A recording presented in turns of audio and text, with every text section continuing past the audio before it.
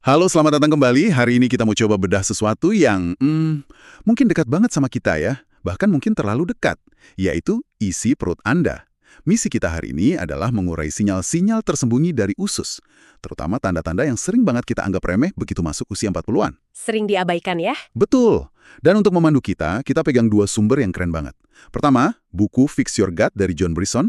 Ini kayak ensiklopedia lengkap soal masalah pencernaan. Lengkap banget itu. Dan yang kedua ada e-book yang lebih praktis, judulnya 30 Day Gut Healing, Diet Plan and Guide, dari seorang praktisi terapi nutrisi. Ini isinya lebih ke peta jalan gitu. Nah, coba deh Anda renungkan sebentar. Pernah nggak merasa kembung terus setelah makan? Atau capek banget padahal tidurnya udah 8 jam? Atau mungkin pas lagi meeting penting, kok susah banget fokus? Bisa jadi jawabannya ada di tempat yang nggak kita duga ya, di usus kita sendiri. Nah, itu dia poinnya. Dan ini sebenarnya bukan hal baru loh. Ini ngingetin saya sama kutipan Hippocrates yang juga disinggung di sumber kita. Semua penyakit itu berawal dari usus. Wah, dari zaman dulu ya? Betul. Dulu mungkin kedengarannya kayak kiasan, tapi sekarang sains membuktikan itu. Sumber-sumber ini ngasih fondasi yang kuat banget kenapa usus itu fundamental. Bayangin aja sekitar 70-80% dari seluruh sistem imun kita itu bermarkas di usus. Wow, sebanyak itu? Iya, dan usus itu juga jadi penentu, bukan cuma apa yang kita makan, tapi apa yang benar-benar bisa diserap tubuh. Dan yang paling revolusioner sih konsep otak kedua yang dibahas di Fix Your Gut. Otak kedua? Gimana tuh maksudnya? Jadi, ini bukan istilah main-main. Ada jaringan saraf yang supermasif di usus kita yang komunikasi langsung ke otak. Ini ngaruh ke semua hal, dari mood, kecemasan, bahkan depresi. Oke, mari kita bedah lebih dalam. Kalau usus sepenting itu, artinya sinyal-sinyal kecil yang selama ini kita abaikan, bisa jadi itu alarm kebakaran ya? Betul, alarm yang volumenya kita kecilkan. Dari kedua sumber ini, kita udah saring nih, ada 5 tanda utama yang paling sering disalahartikan. Kita mulai dari yang paling umum ya. Kembung, hampir setiap kali selesai makan. Banyak banget kan yang bilang, ini cuma masuk angin biasa. Tapi beneran sesederhana itu? Menurut kedua sumber ini, kalau terjadinya terus-terusan, itu sama sekali bukan hal normal.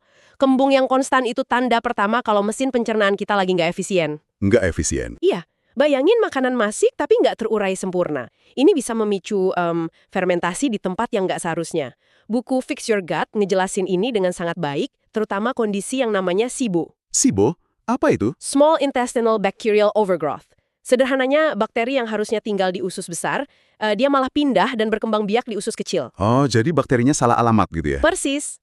Di sana mereka akan fermentasi karbohidrat terlalu cepat dan hasilnya gas yang banyak banget, jadi kembung itu bukan angin biasa, tapi hasil proses biokimia yang salah tempat di dalam tubuh kita. Wow, jadi kayak ada pesta di ruangan yang salah. Oke. Sinyal kedua. Dan ini yang kayaknya paling bikin frustrasi. Lelah kronis padahal tidur udah cukup. Nah, ini. Bangun pagi, tapi rasanya kayak baterai HP yang dicas semalaman, paginya cuma keisi 40%.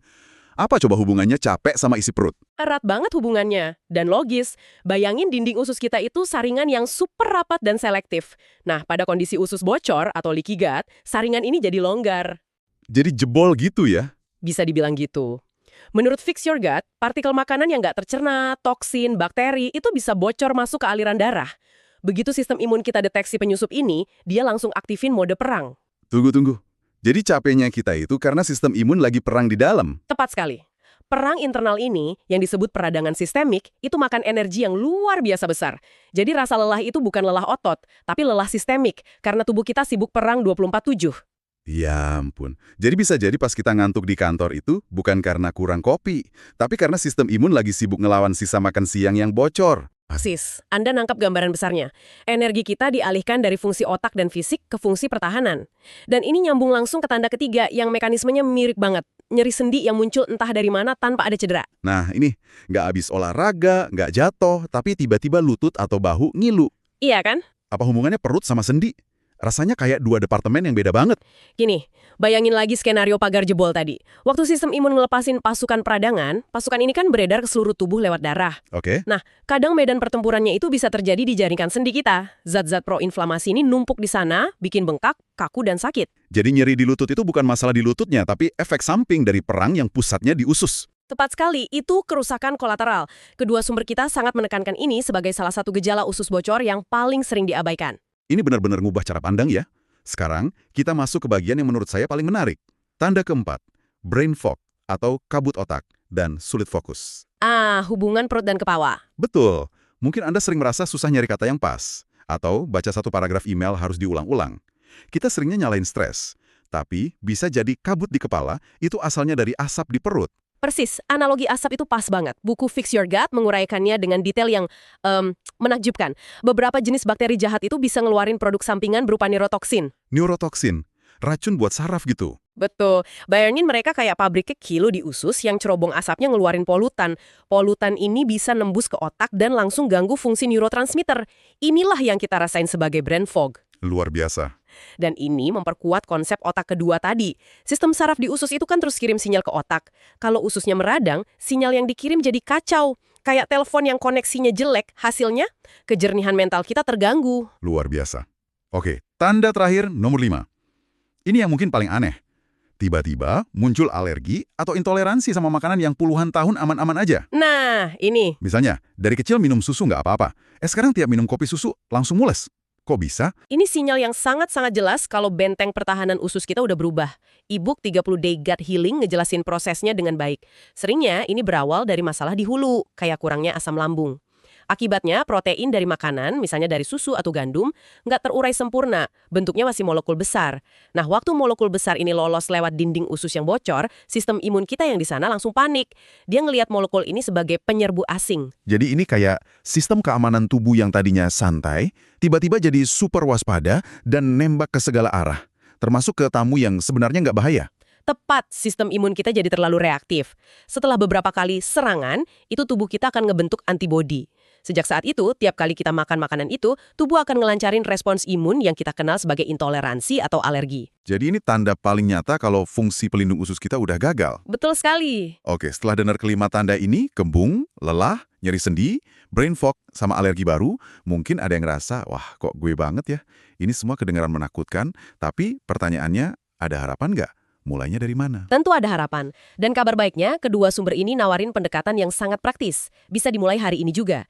Ini bukan perbaikan instan ya, tapi sebuah rencana 30 hari untuk menenangkan badai di usus dan mulai bangun lagi fondasinya. Oke, gimana tuh rencananya? Kita bisa rangkum jadi 5 langkah aksi utama. Langkah pertama yang paling fundamental. Hentikan total konsumsi gluten dan gula tambahan selama 30 hari. Hentikan total ya? Kenapa dua hal ini yang jadi tersangka utamanya? Karena keduanya itu pemicu stres terbesar buat usus yang udah rapuh. Gluten itu bisa memicu pelepasan zat namanya zonulin yang ibarat kunci yang bisa ngebuka sambungan di dinding usus kita, bikin usus makin bocor. Oh, Sementara gula tambahan itu makanan favoritnya bakteri jahat dan ragi. Jadi dengan stop dua-duanya, kita kayak berhenti ngerusak pagar sekaligus berhenti ngasih makan penyusup. masuk akal. Jadi kita udah buang penyusupnya. Langkah kedua, sepertinya ini buat tim perbaikan ya. Anjurannya konsumsi sup tulang atau kaldu tulang minimal 3 kali seminggu. Apa sih sihirnya kaldu tulang ini? Sihirnya ada di komponen bioaktifnya. Waktu tulang direbus lama, dia ngelepasin senyawa penyembuh. Ada kolagen dan gelatin, ini secara harfiah jadi bahan bangunan buat benerin dinding usus yang rusak. Jadi kayak semen dan batu batanya gitu ya? Persis. Terus ada juga asam amino penting kayak glutamin. Itu sumber energi utama buat sel-sel usus. Dan karena bentuknya cair, nutrisinya gampang banget diserap. Oke, buang yang buruk, tambah tim perbaikan. Terus, gimana cara kita bangun lagi taman di dalam usus? Langkah ketiga. 1 porsi sayuran hijau setiap hari. Betul. Kalau kaldu tulang itu tim perbaikan, sayuran hijau itu pupuk dan penjaga tamannya. Mereka kaya serat prebiotik, makanan utamanya bakteri baik. Oh, jadi ini buat ngasih makan bakteri baiknya? Iya, kita nggak bisa cuma bunuh yang jahat, kita juga harus aktif dukung yang baik. Sayuran hijau juga penuh nutrisi yang bantu ngurangin peradangan. Ini cara kita secara sadar ngubah ekosistem di dalam usus. 3 langkah pertama fokus ke makanan. Tapi yang keempat ini beda. Tidur konsisten 7-8 jam. Apa hubungan langsungnya tidur sama penyembuhan usus? Hubungannya krusial banget dan sering diremehin. Tidur itu waktunya tubuh kita ngelakuin perbaikan dan regenerasi paling intensif. Kurang tidur itu sama ngerusaknya kayak pola makan yang buruk. Wow! Saat kurang tidur, tubuh produksi lebih banyak hormon stres kortisol. Kortisol yang tinggi terus-terusan itu bisa nipisin lapisan pelindung di usus dan ningkatin peradangan. Jadi, tidur berkualitas itu komponen penyembuhan yang nggak bisa ditawar. Penting banget ini. Dan langkah terakhir, kelima, bergerak. Tapi bukan olahraga berat. Cuma jalan kaki 25 menit, 5 kali seminggu. Gimana caranya jalan kaki bisa bersihin usus? Nah, ini salah satu wawasan paling praktis dari Fix Your Gut. Jalan kaki itu ngerangsang sesuatu yang disebut Migrating Motor Complex atau MMC. MMC. Apa itu? Bayangin aja kayak gelombang pembersih atau kru kebersihan alami di pencernaan kita. Gerakan ini nyapu sisa makanan dan bakteri dari usus kecil ke usus besar. Ngemil terus-terusan itu bisa jadi masalah. Kita nggak pernah ngasih kesempatan petugas kebersihan ini buat kerja. Jalan kaki bantu stimulasi itu. Fantastis. Jadi, untuk merangkumnya, kesehatan usus itu pusat dari segalanya.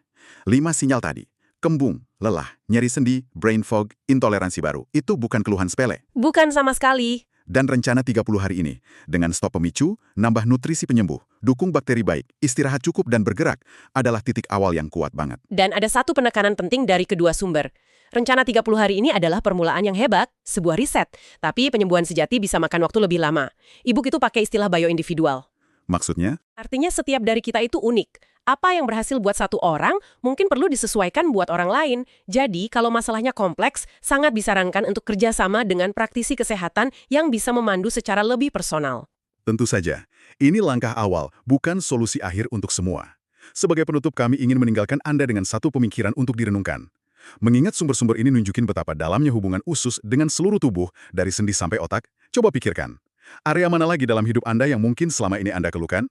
Mungkin suasana hati Anda yang naik turun, kualitas kulit Anda, atau tingkat energi harian yang nggak stabil. Mungkinkah semua itu sebenarnya adalah suara usus Anda yang sedang mencoba berbicara?